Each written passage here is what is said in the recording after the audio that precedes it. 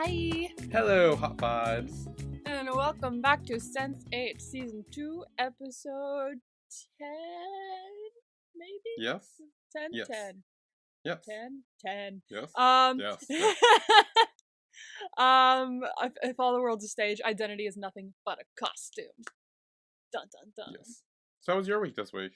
How was my week so far? I've been doing little diamonds, you know the diamond paintings where you like put gems on sticky stuff? Like The it's like fuck? it's like paint by numbers where you get like gems and then you put it on specific numbers like depending on the color. No? What? No. Okay, let me show you. Okay. I'm like, the fuck are you talking about? They're like all the rage or something like that. Like because paint by numbers is paint by numbers, that's always been a thing, but everyone's like, ooh, what if they were gems? So I did one for BB-8 like a while ago, but these are coasters, and they make Starry Night. So like, Oh. here's this Oh. shiny, sparkly. Nice. I finished my last one yesterday, so we have 7 coasters now. Yay! Cool. And they look cool and shiny. So that's what's been going on with me. I've basically been. I finished the career level of Power Wash Simulator, so basically my arms hurt, or my hands hurt, because all I've been doing is playing Power Wash Simulator, then going downstairs, and then gemming all these tiny little circles, so like, my hand needs a break. Yeah. Also, my breathing is like fucked. I don't know what's going the fuck on this week and last week, but for the last couple weeks, I can't breathe right. So if you see me like breathing heavily during this, or yawning, it's because I'm not getting enough oxygen. So, Okay. and my body's like, yo, take in more, and I'm like, I'm trying. So stop making me yawn. But like, I'm going to the doctor's on Wednesday anyway, so I can always bring it up then. But I can't breathe, so if you see me like not breathing, I'm okay. I'm just trying to breathe. Okay. Do you have like asthma or something? No, I used to when I was a kid, but I don't know what the fuck's been going on with me. Like every time I go to, I'm usually kind of okay during the day, at least when I'm like downstairs and doing stuff. But when I'm like laying down in bed, it's like my throat like just gone. Like I can't like I'm like great. Like I can't take like I can breathe, but I can't take like a deep breath. Like I'll breathe, but it'll like stop before it gets to like the base of my diaphragm, and I'm like, Yeah. where's the rest of it? Where's the rest of the breath? So it happened to me a while ago too, but that was like a long time ago, and I was finding it very annoying. It might be my iron. Maybe my iron is low again because I think that's what was happening last time. I don't know, but I don't know. So breath. Anyway. Okay. I guess that's what's been going on in my week. Not much else really. Oh, I started watching The Golden Girls yesterday. I've never seen it. Oh. I haven't either. Yeah, and I've been meaning to because I've seen a lot of funny like little clips here and there pop up. And I'm like, I need to watch that. So yesterday while I was gem by numbering, I was like, hey, I'm gonna put The Golden Girls on. And it's very funny. So that's what I've been doing. How about you? Nothing really. I mean, I work. Yeah. Yeah. Yeah. I started playing Pokemon Let's Go Eevee again. Ah. What is that on? It's like for the Switch, and it's kind of like a mixture of like I think Pokemon Yellow and like Pokemon Go. So that's fun.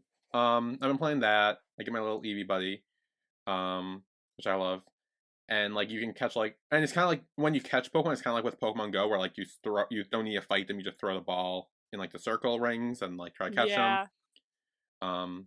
Yeah, it's fun. So I've been doing that. Yay. Yeah, that's about it. I think. I got a new phone case. It's green, and I was like, it's a bit boring. And like I redid like all my wallpaper and stuff, so I wanted something to match my wallpaper because my wallpaper is like has a bunch of like shelves and has some Bulbasaurs every once in a while, and I'm very good at designing phone screens, just no brag. But I'll show you later. I'll send you pictures. But there's some little Bulbasaurs everywhere, and I was like, I need a phone case that matches it because it's pink and it doesn't feel right. So I got a green one. And I was like, it's boring. There's nothing on it. So I got some Bulbasaur stickers from Etsy, and I put some Bulbasaur Hey, stickers on it. So I have a Bulbasaur style phone now. nice. It's so cute. And they sent me this Grubbin Pokemon card with one of the stickers. Oh, And I'm not a Grubbin fan, so I'm gonna give it to I was gonna say Grubbin is like. I yeah. actually Grubbin might be past my time with Pokemon because I actually have no Yeah. idea. I see in Pokemon Go, but that's about it. I see in Pokemon Go I have one. But Yeah. so I'm gonna give it to my cousin. I meant to give it to my mom to get a day to give to my cousin, but I forgot. So she has a bunch of Pokemon cards, and she found a Bulbasaur for me, and so I have a little Bulbasaur sitting here on my shelf. Hey. She was like, "Here you go." I was like, "Oh, you're the best." So yeah, I'll give that to her. But yeah. Yeah. Anyway, Anyway, Sense8. Sensei. So fun things happening this episode. But first we start off with a really sad one. Um, but Kala she's been creating a bunch of new blockers, so they're hoping that these work. She's trying to engineer them, but again, she doesn't really. It's not exactly the same because she doesn't really know what they even do. So it's hard for her to make them if she doesn't know what the end result is supposed to be. Yeah. And she wants to test them, but so Riley says she'll come to Bombay after London so they can test them together. She asks about Will because they know, he's been going through it. And she's like, he shouldn't blame himself for his father's death. And she's like, yeah, it's just hard for him because all these things between him and his dad were broken, and now there's no chance for him to fix them because he's gone. So it's kind of tough for him. Kala's like, I want to ask you something. It might be inappropriate. And Riley's like, it's okay. I already know what you want to ask because I'm in your head. And she's like, what's it like between you and Will? And Riley says it's a lot more intense when she visits him. It's more physical. And being with him made her understand the word presence, which is a very interesting sentence. Because, like, I don't know. Presence can mean a manner of different things. And it's just way more intense with them. And she says, and the sex. Can't describe it. Good for you, Riley. Get yours. But then Kala's like, but what about pain? Because that's, that could come right along with everything else. And Riley visits a heartbroken Will and tells Kala that she can feel his grief. And it's only bearable because the alternative is not. Like she'd rather feel this and him be there than to not feel him at all. So it's tough for Will right now. We see him curled up in bed, and he's not doing well. From the plane, Riley goes and sits with Will for a bit, and Kala goes to appear to Wolfgang, and vice versa, and everyone's kind of cuddling and crying for a second there. And Wolfgang is talking to Kala. He says they really, really need to talk about everything, and she can see that he's hiding as well, and asks if it's because of Leela. Okay, because I was literally, what was I watching? The Umbrella Academy, and there's a character named Lila in it, so mixing it up. Yeah, no, and one of the shows I watch, they're the Lila too, who's like also kind of like a villain character as well. Yeah. So I'm like, oh shit, and because when you said that, I didn't notice it until you started like questioning it. I was like, oh right, that's not her name. It's Leela. I was like, shit, yeah, Leela. Okay, I have to remember that's Lila. This is Leela. Okay. Yeah. Goodness. He admits that he was surprised she came to the restaurant, Kala, and she's like, well, it surprises me because, like, he supposes her life would be easier if he were gone or he were dead, but she's not even letting him Objection. Objections? Fucking objection.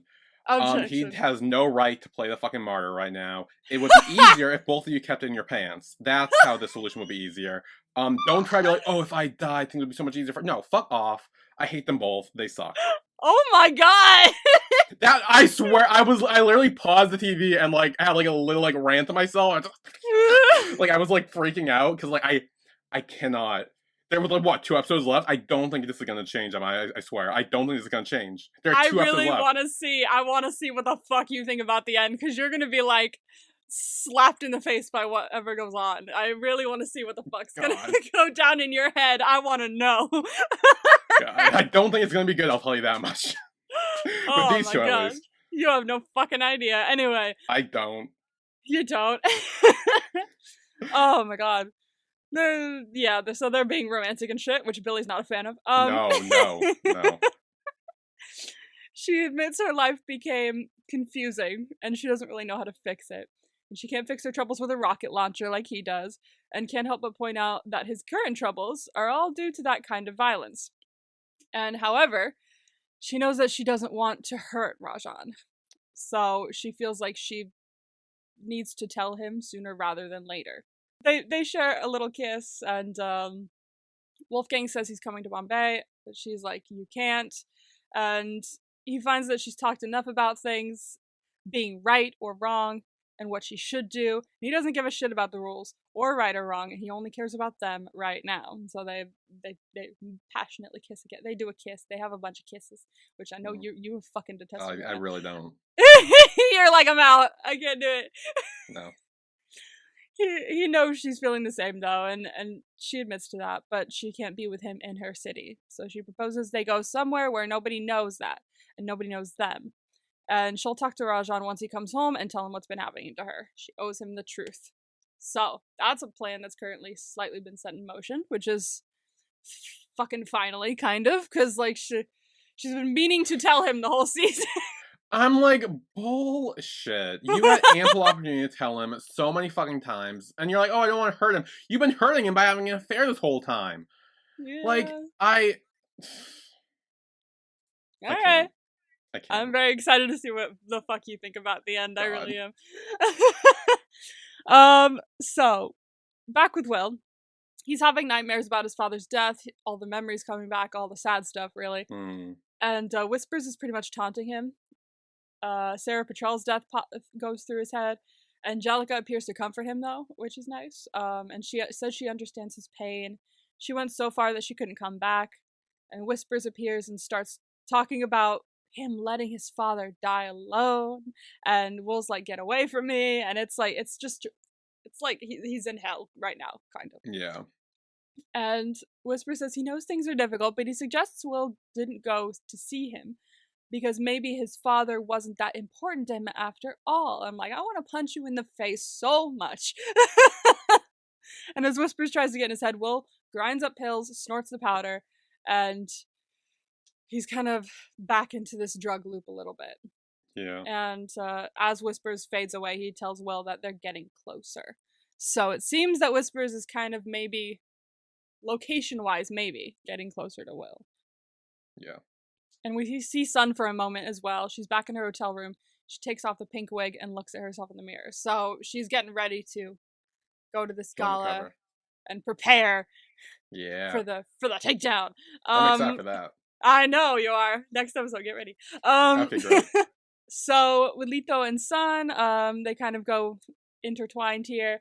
Lito and Hernando and Danny are all in the waiting room for Kit. She's going to meet with him. And the secretary goes and sends him in. And meanwhile, Sun has infiltrated the bar team for the J-Bak Gala. And they're all given instructions. There's a lot of international guests, so they have to be ready for a variety of tastes. The instructor singles out Sun and asks her to make him a sidecar. And she's like, shit, I'm going to go get Lito. Yeah. And meanwhile, Lito is talking with Kit. And Kit tells Lito that box office bores him. He's old school. He needs to be touched in the heart by Lito's performance. If he doesn't give a shit about Lito, nor how many fans he has. And Kit actually watched his films and deems it the same type of male apery that has spread like cancer in their industry. And that makes him think this is a waste of time. But he also saw Lito's speech, and he possibly saw Jordy in that, the character. And Lito knows the lines, so Kid is ready. He's ready for him to break his heart. He's like, go for it. And Lito wants to start, but Sun comes in and is like, hey, I need you, like now. So he asks Kit for a moment, like it's, like prepare, like get ready. Getting character. And yeah, Lito visits Sun for just a second. He's like, not now. He starts warming up for his performance while Sun does her best to stall. And Lito ignores her for a moment, so she leaves. And when he sits down, he says he's ready, and the assistant runs lines with him. And the lines are about always having been alone. So Lito does his best, but Kit pretty much calls bullshit. And he's like, I don't believe it. Yeah.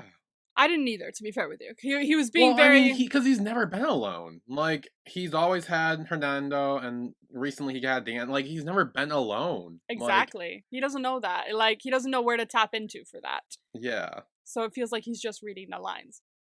And so Lita's like, I'm so sorry, but and at the moment, Sun grabs the wrong bottle, apologizes. Kid tells Leto, "Fuck apologies, go again." And so it's like he he wants truth basically, and Leto Hmm. feels Sun's desperation. So she accidentally drops the bottle, but he appears right in time to pick it up, and he says, "I actually make the best sidecars in the world." So he goes to make the sidecar, showing off all his moves, his flippy doos. I don't know how people do that. It's pretty sick. I've seen people do it on TikTok, and I'm like, how? I wish I could do that. I would be so fucking scared I'd drop the bottle. Oh, well, yeah. No. But, like, I wish I could I do that. wish I could do that. So he does his whole showmanship thing. The instructor tastes it and deems it perfect. So Sun is in the clear. She's good. And at that moment, Leto comes back from the visit and finds Kit and his assistant looking at him like, "Hello, you gonna start?" And the assistant starts reading the lines again, but surprisingly, Sun pops up next to him, and she knows what it's like to be alone. So Oh, very yeah. much so. So he channels her, and she relating to it delivers the lines perfectly. And Kit's like, that's what it is. So Leto's good. He's pretty much got the part from that. So thanks, Sun. Even though technically Sun got the Sun part, got the right? part. Basically, Sun got the part.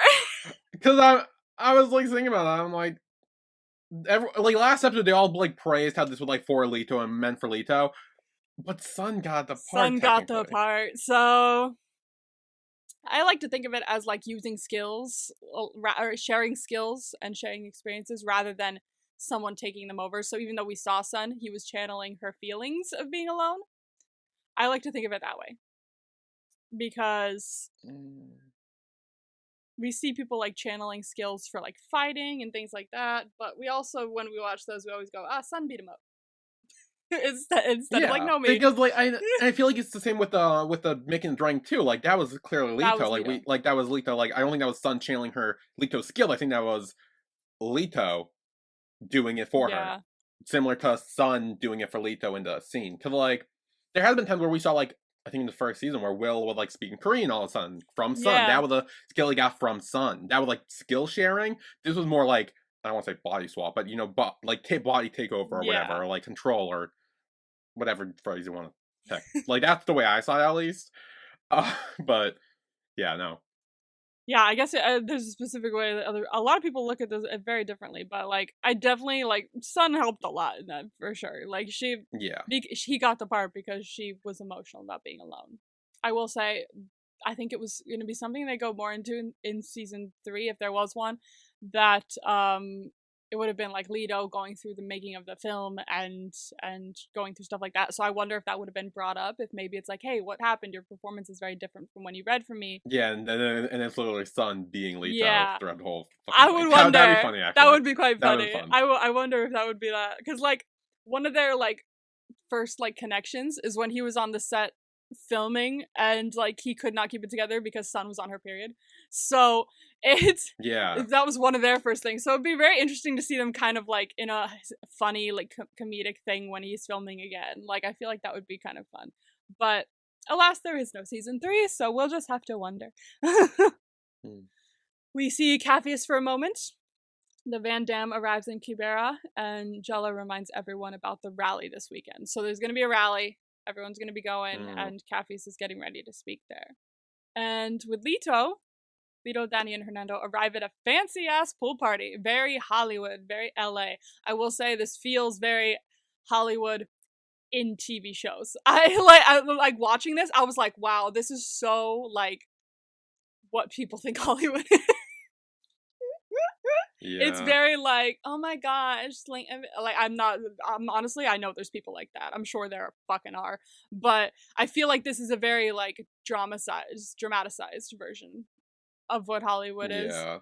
Not that I've been to a 50 billion Hollywood parties, please, I wish. But but I feel like it's a little over dramatized with the way they're like talking to each other. But I do know there's people like that and they're fucking annoying. Hmm. So they arrive at this pool party. They're welcomed with shots. Danny and Hernando are kind of starstruck by all the celebrities that are there. And then Kit spots him. He's like, "Oh, my Jordy is here." And they greet each other. Danny spots the Academy Award statue, and Kit says that he has done stuff with it. Yeah. I'm sorry. What was that? Oh, I don't even want to talk about it. Like, I needed to make sure I heard that. You heard it right. You did. Because are you sure? I'm sure you heard it right. What had that statue been through? Like, what happened to that poor statue? That statue has been through shit, man. It was like, I'm going home. That statue was like, oh, yay, it's time for me to be chosen. I'm going home with someone. And that first night it goes home with someone. It's seen things. Oh my god, that poor statue. That poor statue. Poor statue. Oh, that poor statue. Oh god. I love rehumanizing the statue. It's seen things. Oh my god. Anyway, I mean, the other three also don't know how to respond to that he's done shit with it, so they're like, Christ! Fair. But Kit then calls over Mark, who is apparently a stylist, to meet with their Jordy. And his name is Marc Jacobs. I swear to God, it's not the Marc Jacobs. I don't think it's the Marc Jacobs that is a designer. Who the fuck's Marc Jacobs? Have you never heard of Marc Jacobs? Oh my god, I'm so sorry. Oh my god, no, it fully is Marc Jacobs. Oh my god. What the fuck? Oh. He's a very, very high-end designer. He's done Louis Vuitton. He's super duper duper high-end. Marc Jacobs. Marc Jacobs. One of the... Oh, this is just a tote bag. He sells a lot of shit for very expensive money. Yeah, exactly. It's called the tote bag, and it's literally like $200, $300, depending on what it is. For a fucking bag? Yeah, I'm telling you, Marc Jacobs is a high-end designer. Like, a bunch of stuff is sold for so much money when it's like fucking dumb. A lot of it is like bags and stuff, like purses. Marc Jacobs purses, Marc Jacobs things like that. He does a lot of bags. But they're a lot of fucking money. I will never understand that. Me neither. I mean, it's just a bag. I actually think that's Marc Jacobs, to be honest with you. Because he was like, Mark... Look at the cast list for the episode. That's a very good point. Marc Jacobs as himself. That's actually Marc Jacobs. That's crazy. Because when he said Marc Jacobs, I was like, a little on the nose to name someone after a famous designer. That's literally fucking him. Okay, great. I've never seen his face. I've only seen his bags. So Marc Jacobs, randomly, just comes over to meet with them. And they're like, oh, I saw your speech. I loved your kiss. It was so romantic. It was so hot. And the vibe here feels fake. Like, this entire party. I got that, too. Feels fake. I was like, right away, even like from seeing everything, like I was like, the fuck's going on here? And then like even the conversations they were having, I'm like, are so like shallow. And I don't like. They're so shallow and surface level conversations. Like it feels so dull and fake. And I'm like, I fucking hate. You could do better than this, Lito. I know. Christ, but like, I mean, if he's trying to get his spot in the acting world, this is definitely the place to go if it's going to be in a top selling movie by a star director and starring another Academy Award winner. So I guess it's what you got to do, you know. He basically is like, oh, let me work my magic on you, and so he addresses Leto like down to his underwear, which is a little demeaning. See, I did not like this. I don't like this place. I don't like these people. I think this is all just bad. I was like, get the fuck out of here while you still can. Preferably with your clothes on. And like, I was just, no, this is not. You gotta run, dude. This is weird. Yeah. Yeah, it's very uncomfortable. He undresses him down to his underwear, and Mark tells him his motto, which is, if all the world's a stage, identity is nothing but a costume, which is the title of our episode. And Mark looks around the room and starts borrowing clothes and accessories from other guests. He's like, you, pants, you, vest, you. Could you imagine being at a fucking party and some guy being like, hey, I need your shirt, take it off and give it to that person? Like, the fuck? it pisses me off, but looking at him going, I know people at that party would fucking do that because that's Mark Jacobs. They'd be like, whatever you want, sir, See, whatever you I don't want. even know who that is until like 2 seconds Yeah, ago. exactly. So I'd be like, no, fuck off. Exactly. But the influencers and the famous people of the world would willingly give him whatever the fuck he wants. Oh my god. Yeah. I mean, I'm sure he's not like this in real life. I hope. I mean, Mark, please don't be like this in real life. This is my first impression of Mark Jacobs, and knowing he's a real person is a little bit iffy. I've never met you, sir. I hope you're not like this. Yeah. And I hate Hollywood. I think that's just the bottom line, is I hate Hollywood. Yeah, Hollywood is a very, like, kind of place sometimes. It depends on who you're working with, obviously, but a lot of it is... Yeah. A lot of it is about making connections and knowing the right people, and because of that, there's a lot of favoritism and a lot of, like, pretending to, like, do everything at someone's whim and being like, of course I'll do that for you because you think you'll get a part in a movie. That's a lot of Hollywood is that, which is probably why I never touched it. I tried to touch it for 2 seconds and I was like, you know what, I'm gonna go. I feel like this isn't for me. So so this is very uncomfortable. He's taking clothes from other people. It's like, whoa. But apparently he is giving the vibe of Geordie once he finishes. He's got the outfit on. It feels like Geordie. So, and it all makes it all feel very real for Leto. He's like, oh my gosh, I'm wearing the outfit. Oh my gosh. So it's all kind of setting in for him. And at that moment, he also pops over to Capheus, who's looking at his own suit in the mirror. And he's like, hey, whoa. And he's like, this isn't me. This is Geordie. Like, don't ask. I would not normally wear this. And Capheus says that the suit really isn't him either. So he feels like he's doing something to appeal to other people as well. So they're both kind of in this same kind of situation, but different situations, you know? Same feelings. And as Capheus exits his house, he finds a group of supporters cheering him on with all the cars that he's supposed to be getting into. They start chanting Van Damme. His mother is very proud of him and tells him that his father would be too, which I'm sure he would be. And Capheus and his team get in the cars to drive through the rally. He starts giving instructions for the route, but he's like, hey, you're not a bus driver anymore. Don't worry, we'll get you there. And I'm like, he's so used to, poor Capheus, he's so used to, like, doing his job and knowing everything that's out in front of him and being so sure of what's going to be going on. And here, he's like a fish out of water. He doesn't know what he's going to be doing. It's like he's been thrown into something he doesn't know about at all. And he doesn't know what to do.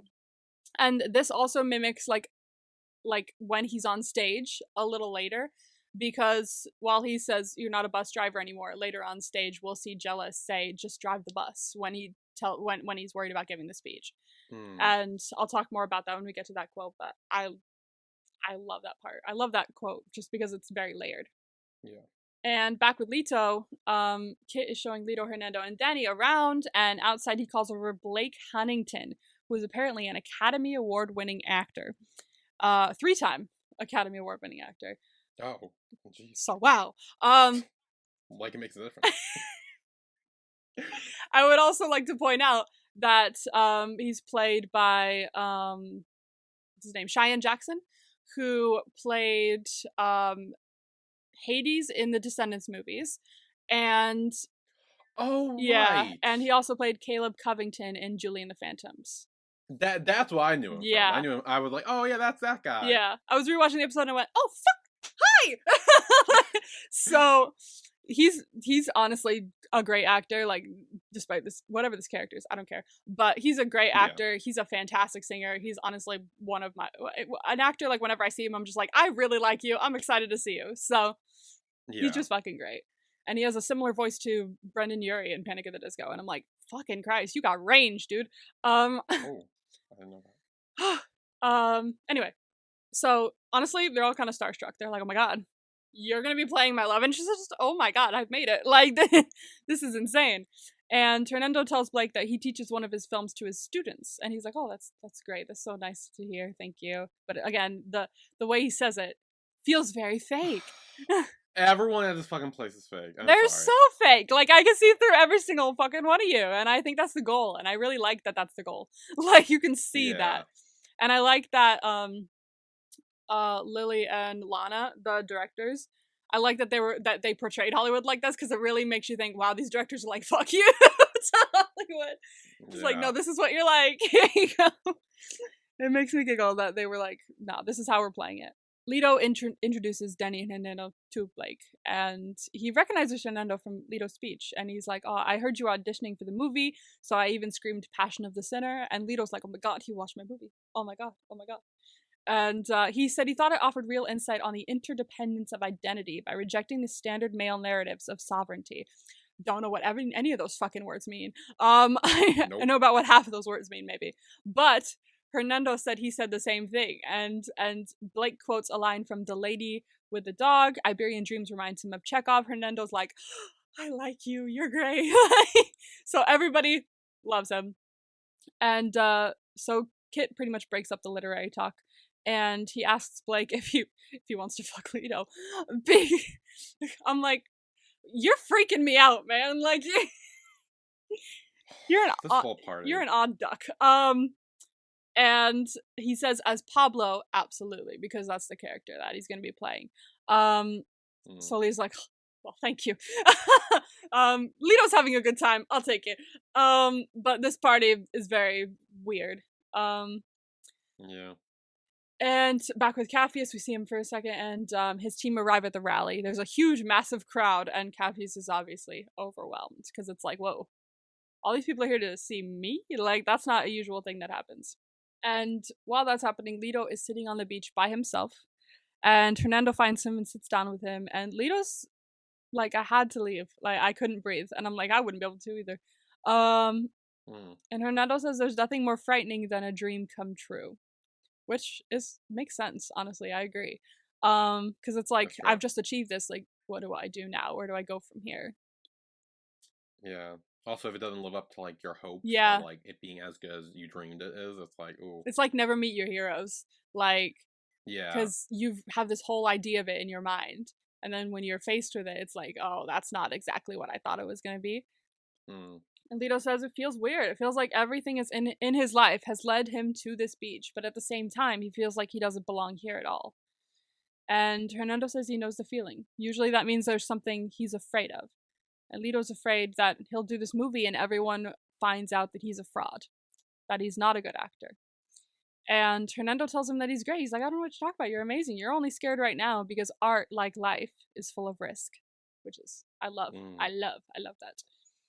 And that's beautiful. And Hernando recalls that Leto told him it wasn't a career he was chasing, which we heard a couple episodes ago, but a dream. It's not a career that he had lost previously. It was his dream. And he takes that moment to start undressing, and I'm like, what are you doing, you crazy ass man? And Hernando wonders what is worth the risk if his dream isn't. So he runs into the ocean. It's a beautiful moment. Leto runs after him as well, and taking off everyone's clothes that he's wearing that are not his. I was like, take those off, because like, what if those people want them back? They don't want them wet. So they're all running into the ocean, and they end up kissing on the beach, just like From Here to Eternity, the movie that made Leto want to become an actor, that his mother and his aunties were watching. They were watching it, and they were kissing on the beach. Oh, yeah, it's very I didn't get that. Yeah, it's very similar to that. And he literally says "from queer to eternity," so it's like play on words. So it's a really nice moment. I like that moment. I like the sunset. I like the beach. It made me miss the beach. I've been missing the beach lately. It's very hot here, but it's hot and wet, and I don't like it. I want to go to the beach.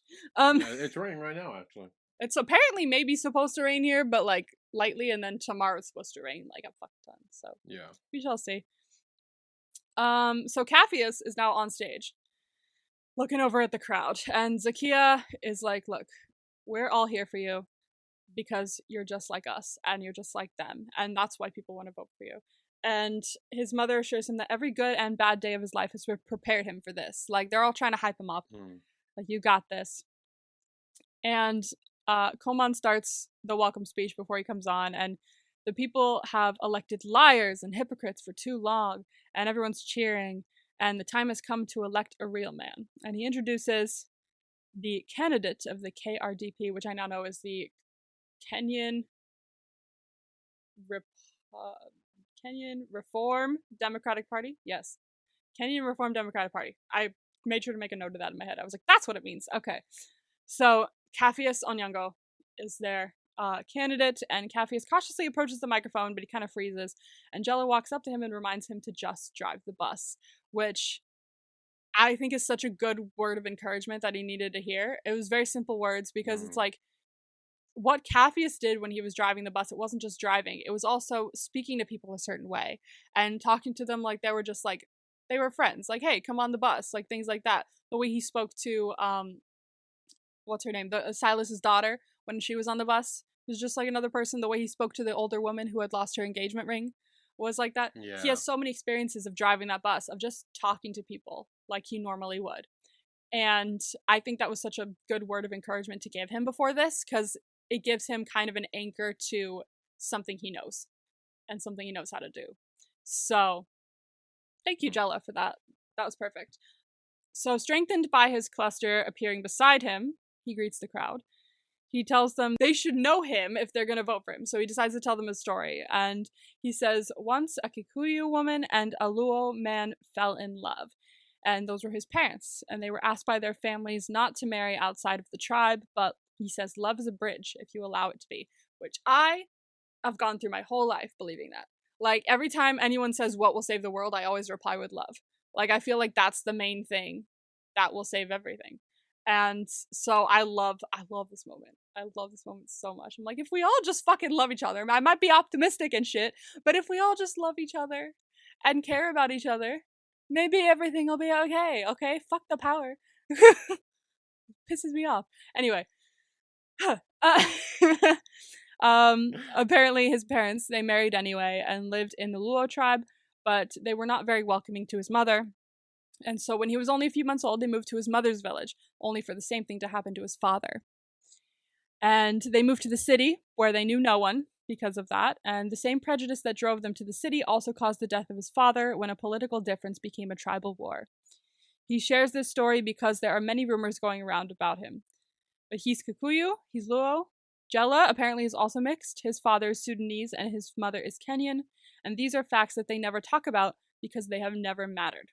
And nothing good ever happens when people care more about their differences than the things that they share. I fucking love this speech. It's so true. I need people to people need to actually start remembering that, because I feel like we're all about differences these days. We all need to talk. Oh yeah. We all need to talk about how we're similar. Like, in what ways are we similar? I like that. Yeah. I feel like that would help a lot. And they all hope for a future where the children don't think of love as a wall, but only as a bridge. And the crowd is cheering, but suddenly a fight ensues over in the corner. Maybe someone said something and someone else didn't like it, but a fight is going down.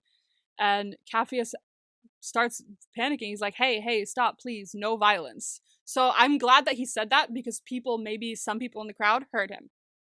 They heard him say no violence. So as long as he said that, I feel like they can be like, hey, he wasn't for this fight happening. This fight didn't happen because he wanted it to. He asked for no violence. So I think that's a good thing in his favor for him to have said. But someone throws a Molotov cocktail at the stage and puts him and his family in danger. And so a bodyguard takes Capheus' family away while he is separated from them to keep them safer. Or so he thinks. And Will is kind of restless because of the turmoil at the rally. He feels that something's really not right. And there's a lot of police and soldiers coming up to hold back the angry protesters who are starting to climb over the fences. And Will appears in the middle of the chaos and warns Capheus that this is a trap. He can feel it. And his supposed bodyguard has a knife. So this is not actually his bodyguard. And the bodyguard goes to attack him, but Sun and Will block the knife. And Will's connection to Capheus is kind of weakened due to the drugs, so it costs a lot of strength to fight off the attacker. And the attacker manages to slice Capheus with his knife. Hopefully not a lot though. Like, he's okay, just a little slice. Just a little. And Capheus and the attacker continue to fight despite a water cannon being aimed at them. And the attacker brings out a gun, but he's shot in the head by Gitu before he can fight it. So Gitu guides Capheus to a vehicle from Capheus' entourage and kills the driver, which is kind of sucky if that was actually his driver. This poor guy's just sitting in a car waiting for him. They get in the car and they drive off. So Capheus is pretty much driving at gunpoint now because Gitu checks if they're being followed. He's holding a gun to Capheus and doesn't really know where they're going right now.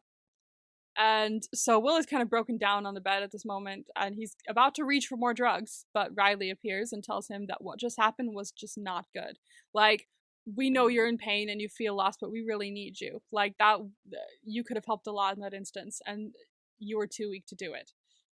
And Capheus needs him in this moment as well, and he appears on the bed looking kind of lost, and Will says he's sorry, but Capheus says when his father was killed, he went crazy too.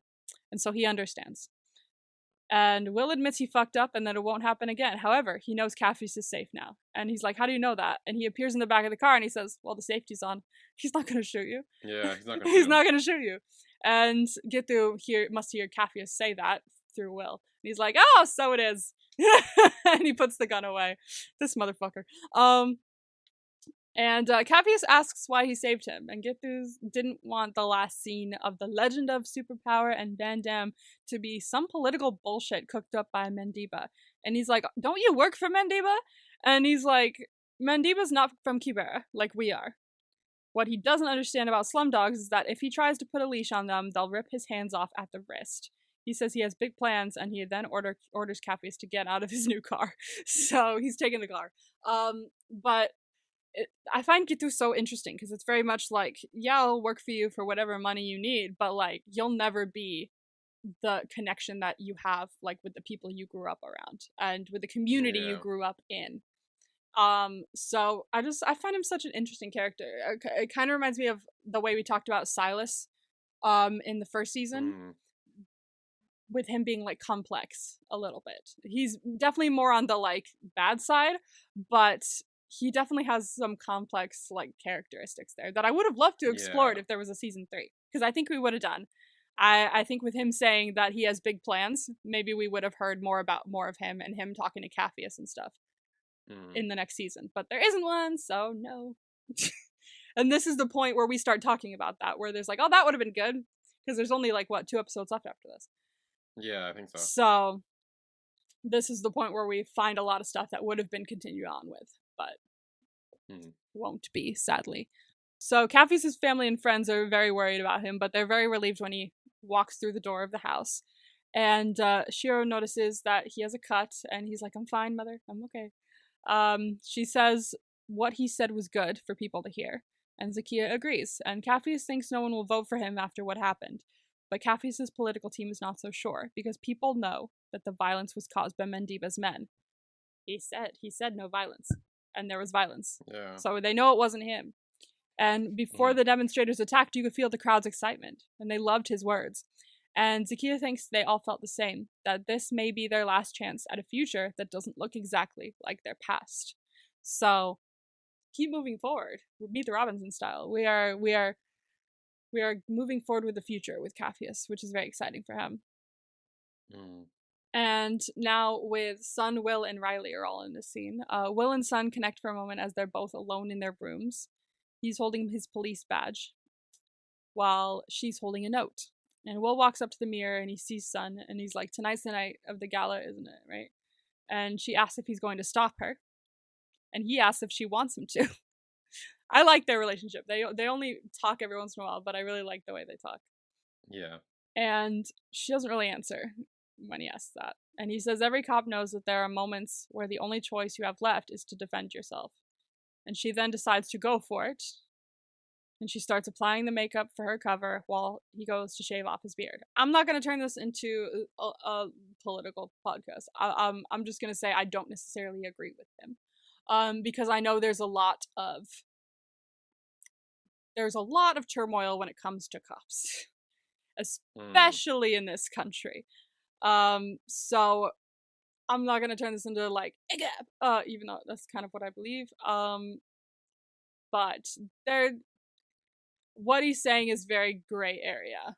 Like there comes a time when every cop knows like all you have left is to defend yourself, and I'm like, some cops feel that more than others, I feel like, because they'll just jump right into that. But yeah, it's a very touchy area, so I'm not going to go much too into it, but it's definitely something that is like iffy in this country, especially. But once he's done shaving, he grabs his badge again, and at that moment Riley walks in. She's back home. She has her bag, so we know she's here. Yeah. And she takes the badge and she says she's happy to have her cop back. And he says he missed her too, and they share a kiss. He welcomes her home. It's very cute. And I really love them. I think they have a very sweet vibe. They have a lovely vibe. They're cute. I just really love them. Now, we see Junki arriving at the gala. Yeah. Dun dun dun, it begins. His arrival doesn't go unnoticed by the press. Everyone's like, he's here, because it's his party. And inside, Sun is mixing drinks behind the bar while he's greeting guests. Bottles of champagne are popped for the champagne tower, and Sun is watching him very closely from afar. At that moment, Will grabs his jacket from his bag and visits Sun. He tells her the security is very perimeter-based, so it's basically around, not in the middle. And the cluster gathers at the safe house for a moment, and so if Junki gives some kind of address, like Sun suspects, they should move right after that. So, like, maybe as he's getting off the stage. And Nomi wonders how they'll get Junki out of the building. And Will says the garage is the only viable option. And so Nomi, Bug, and Amanita are getting to work, and Nomi asks Bug for the building schematic. So everyone is up in the plan right now, looking for shit to do and how to get out. And Riley wonders what they're going to do. Capheus says they need to get Junki to tell the truth, but they'll have to trick him since a coerced confession isn't admissible. Like they could get rid of that easy. They could be like, well, you coerced him into it. Gone. So they need to trick him into saying it. And as they appear at the gala, Riley wonders what if they can't get him out of the building. And Will says Junki will keep coming after Sun as long as she's alive. Like he won't stop. He'll just be like, oh, she'll know. She knows what I've done, you know? She'll kill me as well. Like, she's dangerous. She knows what I've done. She could put me in jail. Who knows what she could do? She's a danger to him as long as she's alive. And Wolfgang concludes that one way or another, this ends tonight. So Kala walks up to Sun, takes her hand. She tells her that they take everything that matters and push all of it into their fist, and they fight for it, which is the same thing that Sun said to her. I think it was last season. Gosh. So it was a while ago. It's been. Well, I do remember that. Yeah. Like, oh, this is kind of like parallel. So Kala has now said the words that comforted her back to Sun, which I really like. And this time, though, it's not just the two of them holding hands; it's all of them holding each other. Yeah. So they're all ready to fight. They're ready to go, and that's how the episode ends. Right before we go into the stuff. I was so disappointed. I know. Like, no, I want to see the You're fight. like, fuck. I gotta say, it's really fucking good. Like, it's good. Okay, good. So, exciting shit is gonna be happening. Who's our MVP of the episode? 3, 2, 1. Capheus. Will. Yeah, so I was having trouble with one. I was between Will or Capheus, but I figured you would pick him, so I was like, I'll go with Will. And the reason I picked Will is because he took his moment to grieve his father's death. He went through that. He did his whole thing with that. And then at the end, we kind of see him help Capheus. He fought him with the gun guy, with Sun, and he also, like, told Capheus, he's like, hey, you're fine. Like, the safety's on the gun. You're good. So, like, calm him down as well.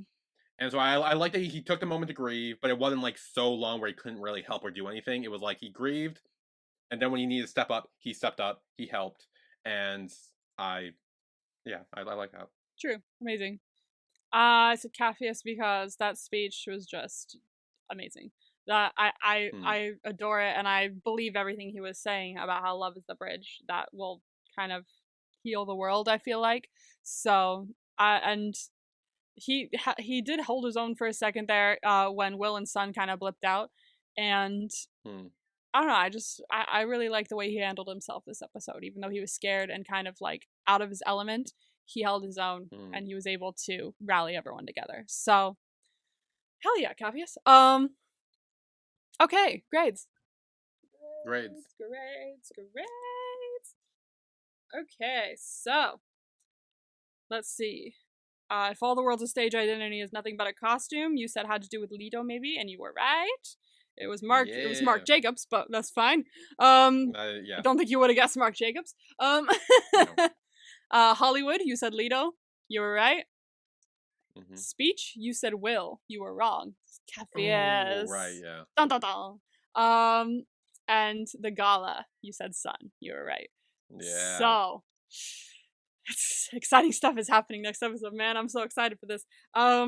So season 2, episode 11, I will say this firsthand, actually, before we get into it, is this was the season finale of season 2.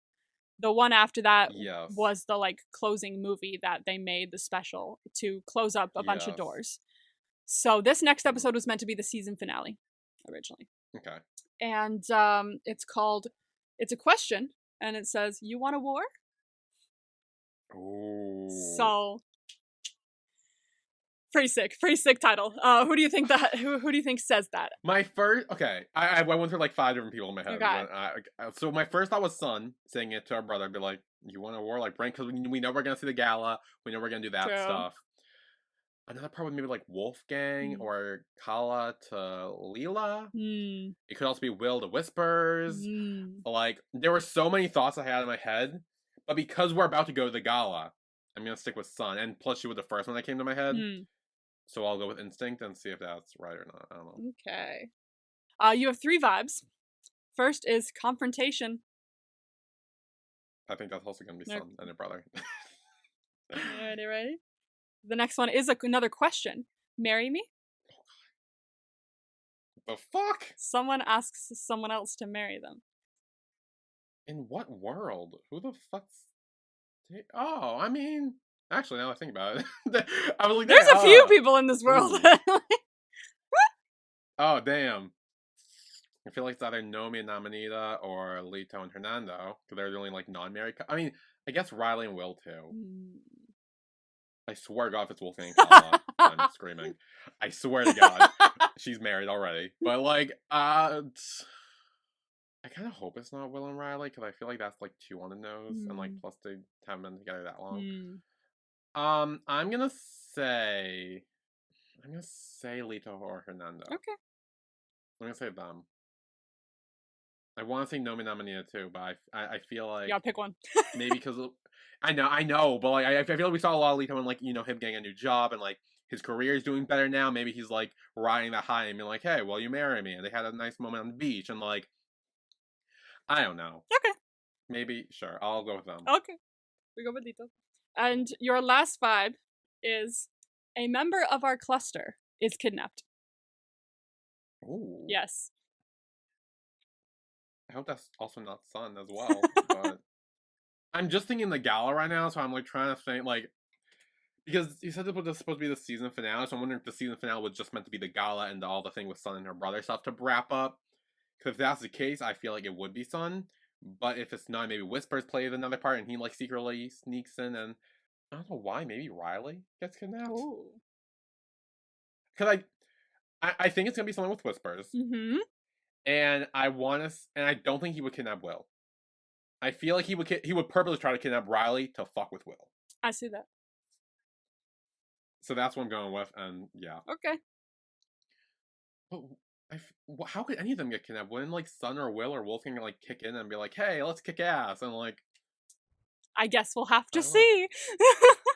Maybe they're on drugs and they can't. I don't know. I don't know. I honestly have no fucking idea. This episode is like nuts. But it's very interesting that it was supposed to be a finale, because I will say this, there was a cliffhanger. So if there was a cliffhanger and there was supposed to be another season, that means it would have fully continued through that. But if they got canceled and didn't have a special, that cliffhanger would have pissed off a whole lot of fucking people. And actually it did, and that's what got them to make the special. So okay, I will say that. So the cliffhanger you see was meant to be the last episode. Okay. But voila, that was Sense8, Season 2, Episode 10, If All the World's a Stage, Identity is Nothing But a Costume. The next episode is Sense8, Season 2, Episode 11, You Want a War? Which sounds fucking awesome. I'm excited. We will see you all for that. Yeah, see you then. Bye. Bye.